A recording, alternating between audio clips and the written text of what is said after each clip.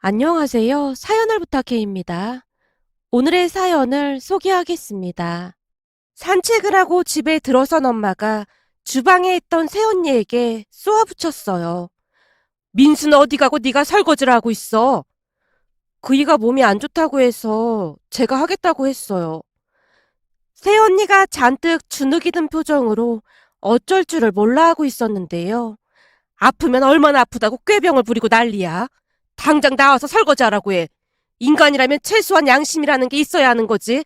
그 인간의 양심을 내다 팔아먹은 게 분명하다. 어머님, 진짜 몸이 안 좋아 보여서 제가 한다고 한 거니까 오늘은 그냥 놔두죠.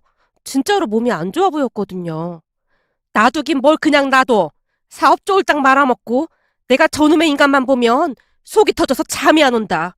저런 덜 떨어진 인간이 어떻게 내 뱃속에서 나왔는지 모르겠다. 그 모습에 새언니가 엄마에게 사과를 하고 있었어요. 어머님, 정말 죄송합니다. 우리 둘 다 빨리 취업하도록 해볼게요. 그러게 내가 뭐라고 했어. 사업은 아무나 하는 게 아니라고 몇 번을 말했어. 그리고 한 명은 그만둬도 한 명은 회사를 다니던지 했어야지. 지금 이게 뭐 하는 짓이냔 말이야. 내가 사돈 양반 두 분 얼굴 볼 낯이 없다. 내색도 못하고 두 분 속이 얼마나 썩어 문드러지겠니? 우리 부모님은 그냥 포기 상태라 그건 크게 상관 안 하셔도 될 것 같습니다. 새언니가 배시시 웃으며 엄마를 바라보고 있었는데요. 아주 잘났다 잘났어. 둘이 똑같으니 이 지경이 되고도 그러고 살고 있지. 엄마가 새언니를 있는 대로 노려보며 큰 소리를 치고 있었기에 방 안에 계시던 할머니께서 거실로 나오셨는데요. 할머니가 제게 새언니를 방으로 데리고 들어가라는 듯한 눈짓을 하고 계셨어요. 그 모습에 제가 급히 새언니를 작은 방으로 데리고 들어가서는 말했어요. 언니, 엄마가 지금 이래저래 심란한 상태라 그러니까 언니가 이해 좀 해주세요. 아마도 한두 달쯤 지나면 괜찮아지실 거예요. 어머님 잔소리야. 이제는 이골이 나서 아무렇지도 않은데 할머님이랑 아가씨한테 너무 죄송하네요. 괜시레 우리가 사업을 쫄딱 말아먹는 바람에 우리한테 방까지 내주고 불편하게 살고 있잖아요. 우리는 진짜 괜찮아요. 그러니까 언니랑 오빠는 빨리 취업해야 해요. 취업이 늦어지면 늦어질수록 엄마의 히스테리가 심해진다는 건 잘 알고 있는 거죠? 할머니랑 저는 방을 같이 쓰는 게 문제가 아니라 엄마 히스테리 때문에 아주 골머리가 아프거든요. 알았어요. 지금 여기저기 이력서 넣고 있으니까 곧 연락 올 거예요. 되도록 빨리 취업하려고 좀 낮춰서 이력서를 넣었거든요. 새언니가 그제서야 고개를 푹 숙이고 있었는데요. 사실 새언니와 오빠는 나름 잘 나가는 대기업을 다니던 사람들이었어요. 두 사람의 사연도 참 기가 막히기만 한데요. 오빠와 새언니는 회사에서 만나서 결혼까지 했습니다. 그때 당시 둘 다 잘 나가는 회사에서 인정까지 받고 있었기에 두 사람의 앞날은 뻥 뚫린 고속도로나 다름이 없었다고 해야 할까요? 암튼 두 사람은 모두의 축복 속에 결혼해서 나름 잘 살고 있었습니다. 그러던 어느 날 오빠가 고등학교 동창회에 참석을 했다는데요. 그날 그곳에서 충격적인 장면을 목격했다고 합니다. 그러니까 고등학교 다닐 때 공부도 잘 못하고 그랬던 한 친구가 있었다는데요. 그날 동창회에 그 친구가 어마어마하게 비싼 자동차를 타고 옷도 명품으로 휘감은 채 나타났다고 합니다. 그 모습에 오빠뿐만 아니라 동창들의 눈이 휘둥그레져 있었다는데요. 놀라있던 친구들에게 그 동창이 느긋한 표정으로 그리고는 한편으로는 마치 내가 공부를 잘한 니들보다 잘 살고 있는 거 보이질 않은 표정으로 친구들을 바라보고 있었다고 하네요. 공부를 워낙 못했었기에 그냥 지방에 있는 대학을 어찌어찌 졸업을 하고는 처음에는 동대문에서 옷을 떼다가 파는 장사부터 시작했다는데요. 나중에는 온라인 판매까지 하게 되면서 그게 대박이 났다고 했다네요. 야, 이 사업은 말이야. 직장인들이랑은 차원이 다른 게 매달 들어오는 돈 액수부터가 다르더라고. 생각해봐라. 니들 평생 벌어서 이런 차 한번 타보겠냐? 이래서 말이야. 공부만 죽어라고 한다고 해서 다 잘 풀리는 것만도 아니야. 그렇잖아. 공부만 잘해봤자 선생님이나 공무원, 기껏해야 대기업에 들어갈 텐데 그래봤자 그 월급이 얼마나 되겠냐? 라며 한껏 자랑질을 했던 모양이었어요. 문제는 그 친구를 만나고 온 뒤부터 오빠가 정신줄을 놓기 시작했다는데요. 평생 공부만 하던 오빠가 사업을 하겠다고 난리를 치기 시작했거든요. 오빠는 공부를 아주 잘하던 사람인데요. 그렇다고 해서 결코 머리가 좋은 편은 아니었습니다. 다른 사람보다 노력을 10배는 더 했을 정도였거든요. 오빠 성격 자체가 뭐에 하나 빠지게 되면 정신을 못 차리는 성격이었기에 공부만 파고들었던 오빠는 늘 성적이 우수할 수밖에 없었어요. 그런데 그런 성격으로 인해 여러 문제가 생기기도 했는데요. 그날 동창회에서 사업 이야기를 듣고는 정신줄을 놓고야 말았거든요. 그렇게 사업의 사자도 모르던 새언니까지 꼬시기 시작하더니만 몇 달 만에 둘 다 잘 다니던 회사까지 그만두고 사업을 하겠다고 했습니다. 뭐 하나에 꽂히면 물불 가리지 않는 오빠 성격에 언니까지 물이 들은 게 아닌가 싶었어요.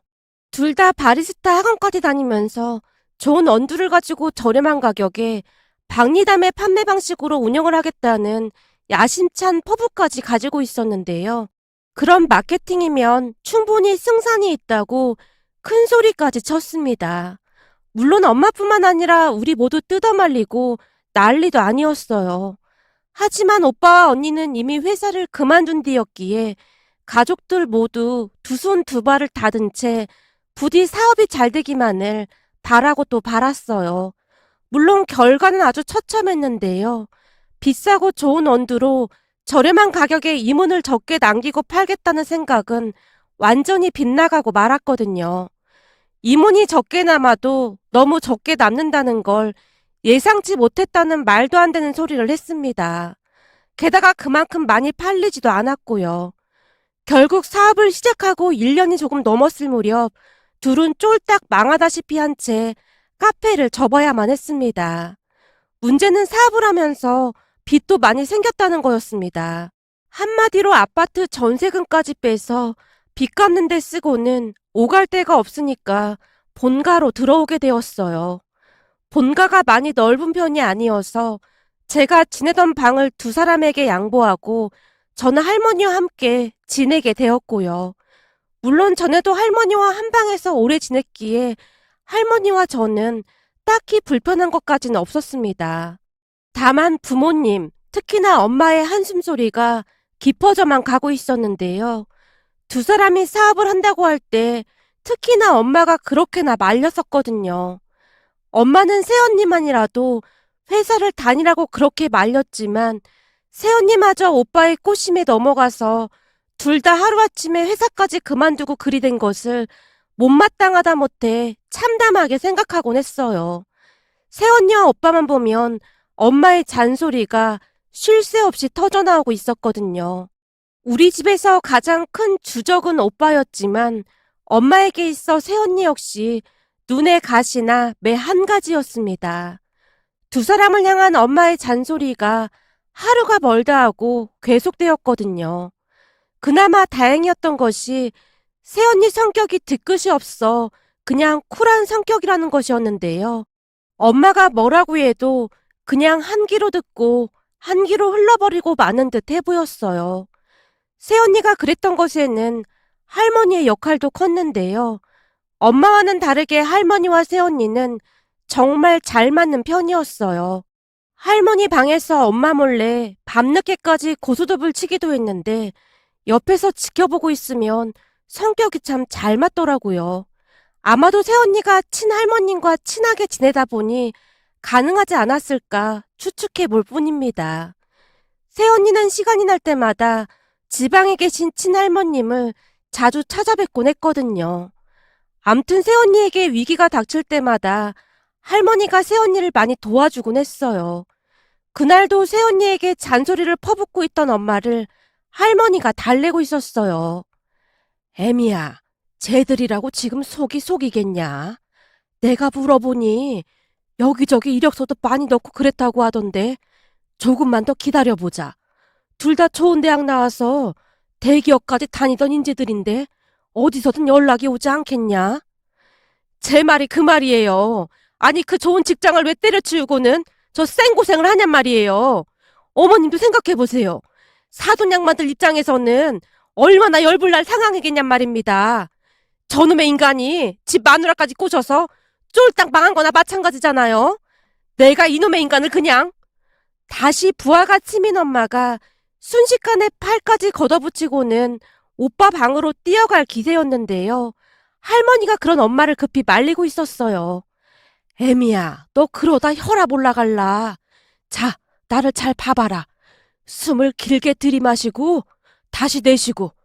그렇지, 그렇게. 할머니가 엄마를 안정시키고 있었는데요. 그 모습에 할머니마저 안 계셨더라면 집안이 풍비박산이 나도 벌써 낫겠다 싶었습니다. 그렇게 우리 모두는 살얼음판을 걷는 기분으로 하루하루를 살고 있었어요. 한 달이 더 지나도록 오빠와 새언니가 취직을 하지 못하고 있었거든요. 그러던 어느 날 기가 막힌 일이 일어났습니다. 그날은 제가 몸이 좋지 않아 반차를 내고 일찍 퇴근을 했는데요.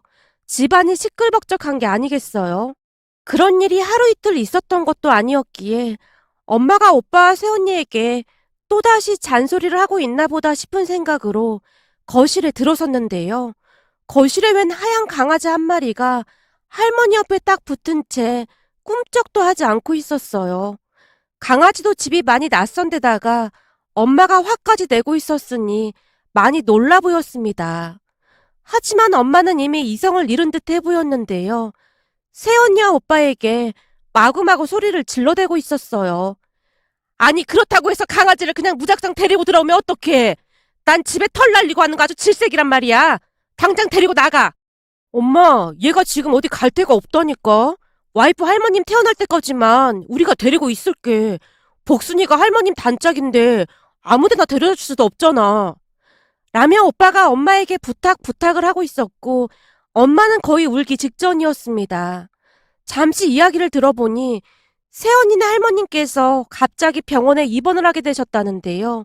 사돈 어르신들도 병원에 자주 다니시고 하셔야 하다 보니 강아지를 맡아서 봐줄 사람이 없어서 급한 김에 새언니가 강아지를 데리고 왔다고 합니다. 얘기를 들어보니 강아지가 딱해 보이긴 했어요. 특히나 갑작스레 주인과 떨어지다 보니 충격도 많이 받은 듯 해 보였거든요. 그런 강아지가 안타까운 마음이 들어 가족들이 강아지 편을 들기 시작했습니다. 먼저 할머니가 강아지 등을 쓰다듬어주며 말했어요. 아이고, 얘기 들어보니 너도 참 딱하긴 하구나. 애미야, 사돈 양반 태어날 때까지 우리가 좀 돌봐주자꾸나. 내가 말이야, 절대 방 밖으로 안 내보내마. 그래 엄마, 다른 일도 아니고 지금 아프셔서 그런 건데 사람이 그러면 안 되는 거야. 이 동물들도 말이야 다 알아듣는다고 하더라고. 너무 구박하지 말자. 그렇네. 당신 마음도 충분히 이해가 되긴 하지만 이번에는 당신이 이해를 좀 해줘야겠네. 그래도 계속 있겠다는 건 아니잖아. 아빠까지 강아지 편을 들어주고 있었기에 엄마가 울기 직전의 표정으로 못마땅하다는 듯이 말을 했어요. 아이고, 아주 그냥 다들 천사 나셨구만. 천사가 나셨어. 난 앞으로 강아지 일에 아무 신경도 안 쓸 테니까 그런 줄 알고 있어. 혹시나 집안에 개털 날라다니고 그러면 다들 알아서 해. 그리고 니들은 취업 자리 연락 온 데 있어 없어?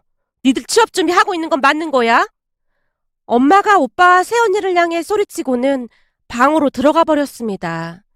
그 뒤에도 엄마는 강아지 복순이를 못마땅한 듯 노려보곤 했는데요. 다행히 복순이는 성격이 좋은 강아지로 엄마를 제외한 다른 가족들과는 금방 친해질 수 있었어요. 복순이는 참 똑똑한 강아지였는데요. 간혹가다 새언니가 병원에 입원해 계신 할머님과 영상통화를 연결해주기도 했는데 금세 알아보고는 눈물까지 글썽이며 낑낑대기도 했거든요. 그 모습이 참 신통하기만 했는데요. 어쩌면 동물이 사람보다 더 정이 많다는 생각마저 들었거든요.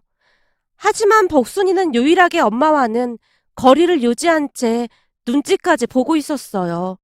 엄마는 워낙 깔끔한 편으로 집안에 개털이 날리는 것을 끔찍이도 싫어했거든요.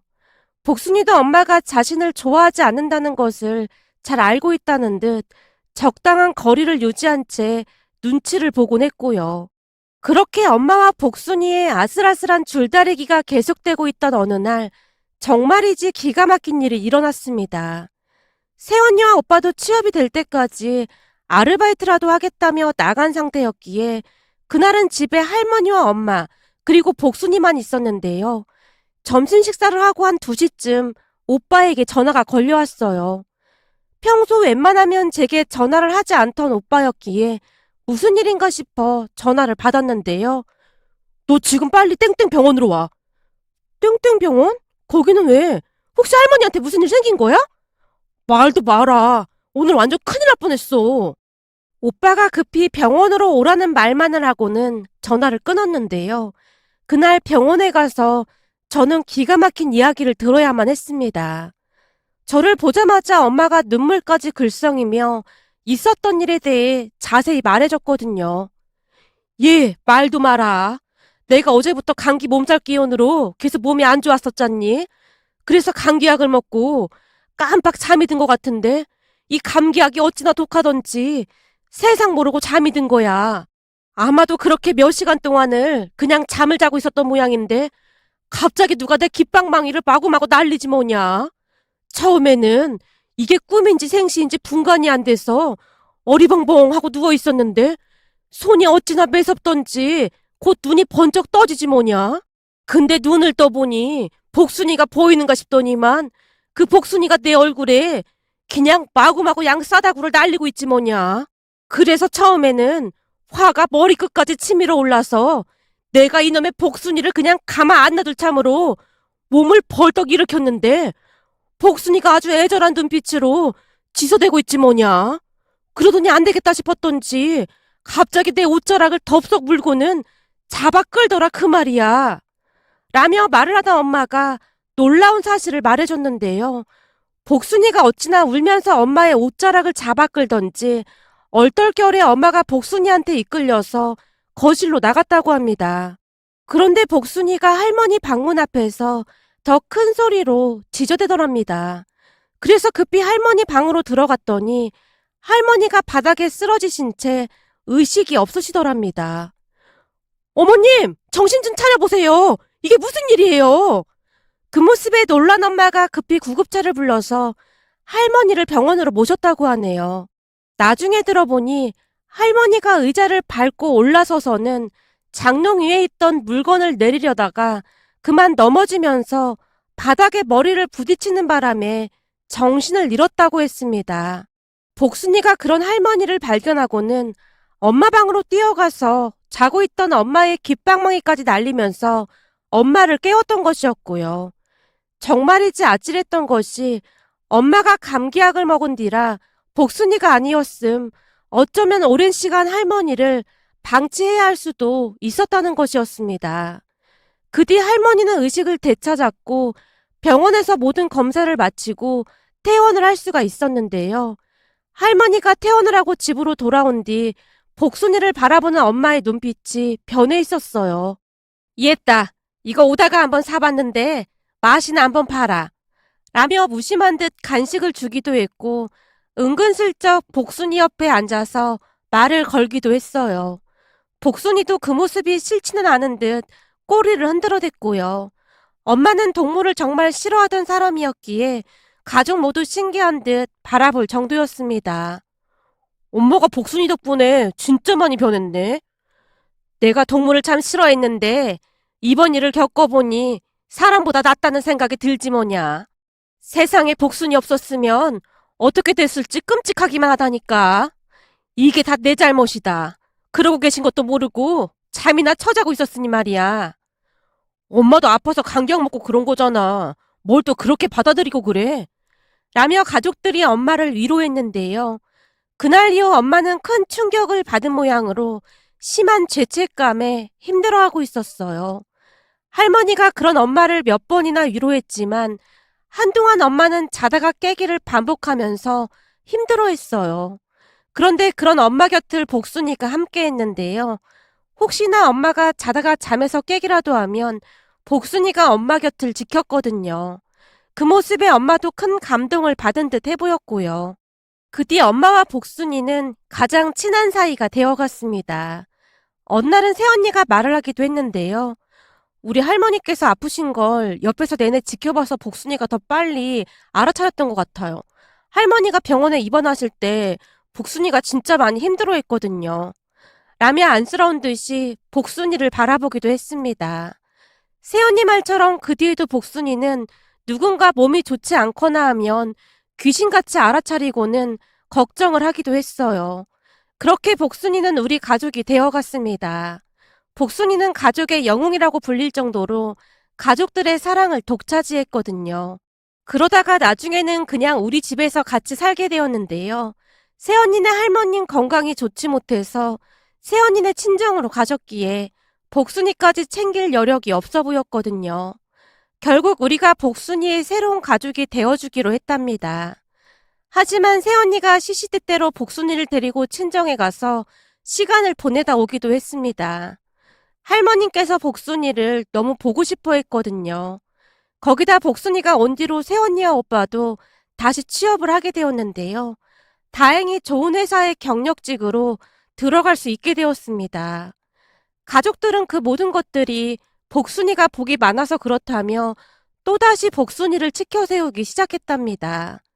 그도 그럴 수밖에 없었던 것이 복순이가 온 뒤로 좋은 일만 생겼으니까요. 복순이는 지금도 인기 만점인데요. 할머니와 엄마 옆에 딱 달라붙어서는 잠시도 떨어지지 않고 있거든요.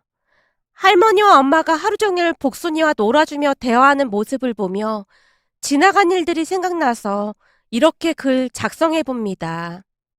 오늘의 사연은 여기까지였습니다. 즐겁게 보셨다면 구독, 좋아요 부탁드립니다. 고맙습니다.